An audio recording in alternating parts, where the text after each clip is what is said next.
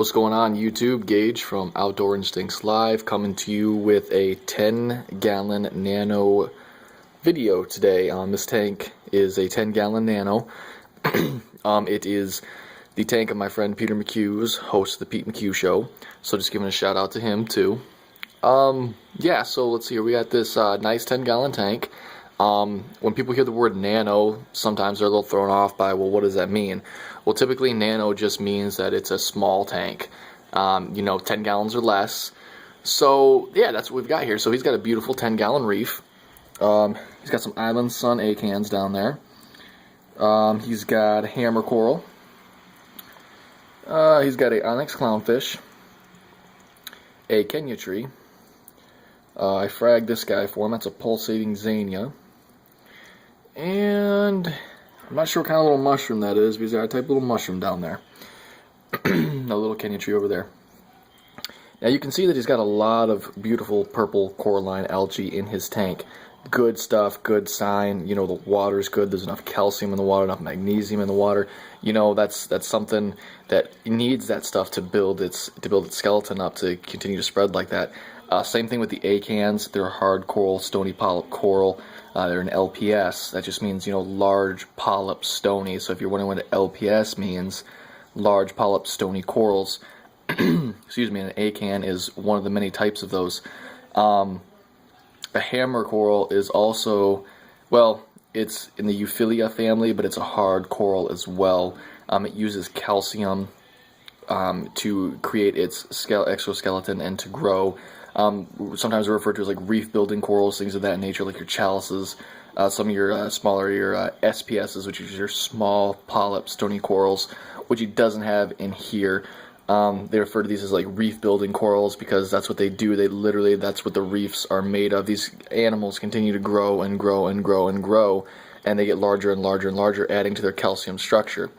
So, it's important to know that when you're setting up a nano tank, that everything has to be in check. They're not forgiving like some of your larger tanks are. When you're dealing with 10 gallons or less, evaporation happens quickly. A little bit of evaporation in this tank is a lot. Think about it. You got a 100-gallon tank. You get a little bit of evaporation. It's no big deal. In a 10-gallon tank, realistically, when you put your rock and everything in there, you're going to have some water displacement. And plus your sand beds. So this isn't a true 10-gallon tank. It is a 10-gallon tank, yes, but realistically, there's probably 6 gallons of water in here. So you have to keep that in mind too. Sorry for everything being so wobbly. I'm actually kneeling at the moment. But anyways, so yeah, with the nano tanks, they're rewarding, they're fun. They don't take up a lot of space. They're cheap to run, a lot cheaper than, bigger tanks, so that's a good thing. But you just need to keep an eye on all of your water parameters, which he's been doing here. He's been on a very strict water schedule lately. You can see right down here in the corner, he's got a little bit of detritus buildup, which is no big deal. That's something that you can take care of. You can siphon that out. Typically, that's a sign of not enough water movement. Maybe you've got too much food in the water column. Your cleanup crew, maybe you don't have one or you don't have enough.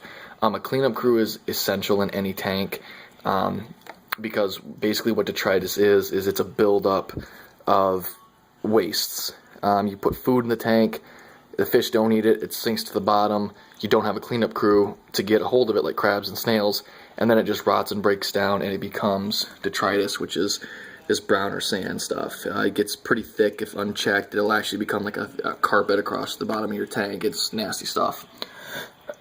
Also, algae. He's got some, you can see right here where the glass isn't as clear, you can see the green in there. He's got a little bit of green algae on the front of the glass. Algae and things of that nature, nuisance algae, they thrive off of what's called phosphate. Phosphate is just something that happens in an aquarium. Again, it comes from the form of wastes. You can have a lot of phosphate in your water if you're overfeeding, if you don't have good filtration, if you don't keep up on your water changes, you're going to have a lot of nitrite and phosphates. Algae thrives off of phosphate. That's what it eats.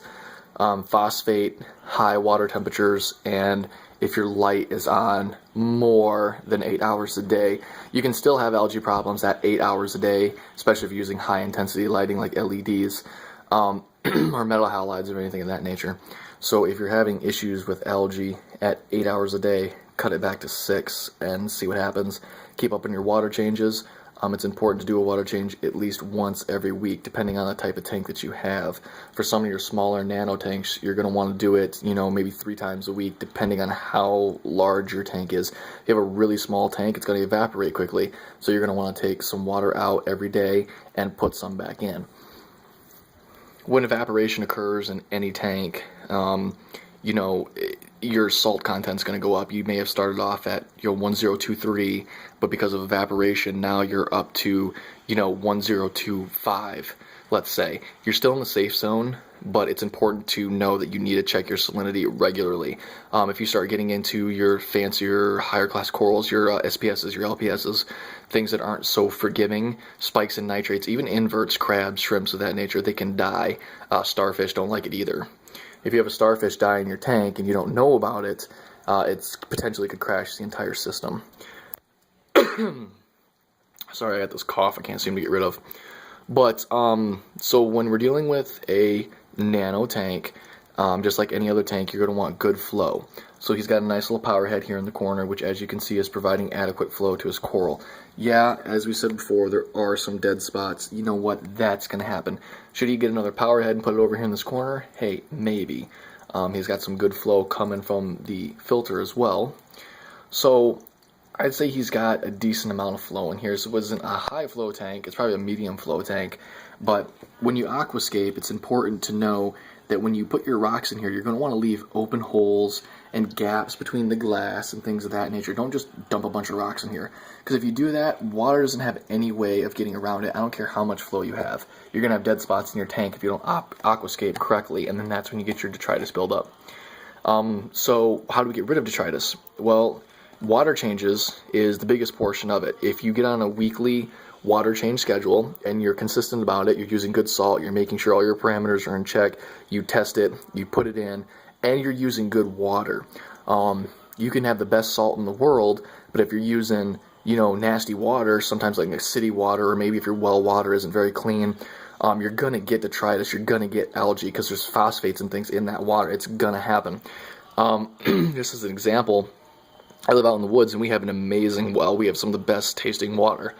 But if I was to test it, it would probably be, 100 to 150 parts per million, which is perfectly fine for us. Realistically, humans can drink water that's, 3 to 6, 7, 800 parts per million. As dirty as that sounds, it's perfectly fine for us. We need all those hard metals and, all the little bit of what we would call dirtiness when speaking in an aquarium, that's in the water. When you're talking about aquarium tanks, that stuff's dirty to you. But realistically, as humans, all of the additives, all of the elements and things that are in that water, the hard metals and such, our body uses, so it's okay, it gets absorbed. Well, in an aquarium, it just causes problems. It causes buildup. So that's why we call it dirty water, when it's really not dirty water. But when you're dealing with an aquarium hobby, it's dirty water. You don't want to use it. So what do we use? Well, we use RO water. And basically, that just means reverse osmosis.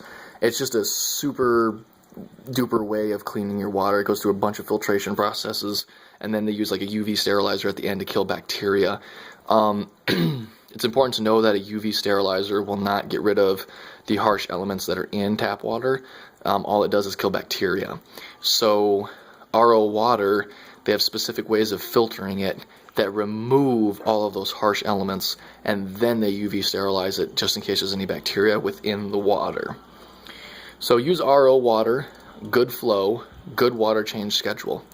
If detritus and things of that nature start to creep up on you, let's find out what the problem is. A lot of people, when they have a tank, they have an issue that's going on. Well, let's just go out and buy an additive. I'm sorry, but that's not the answer. You could have cyanobacteria, which basically red slime algae build up. It's red, it's gross, it's stringy. Well, why do I have all this? Well, your water quality is poor. You're probably not doing your water changes regularly. Your nitrates are probably through the roof. You can get rid of 95, 100% of all the issues that you're having just through good water quality, RO water, and a good water change schedule. And of course, good filtration. So when people go out and they buy an additive, yeah, you know what, hey, there are additives that work. I'm saying, if your tank's being taken over and you need something now, that's fine, go out and get one. But be prepared to do a huge water change when you do, because when you add an additive like that, it's going to cause die-off of all that algae, which is going to be released into the water, which is going to make it really dirty. So it's important to do a big water change after you add an additive to your tank. So good water change schedule, which he's been doing. So this tank is looking really, really, really good. And just make sure that, weekly when you do your water change, check your filters, check your phosband media. Your phosband media is either in a reactor or inside the filter, and that's actually what takes care of the abundance of phosphates that are in your water.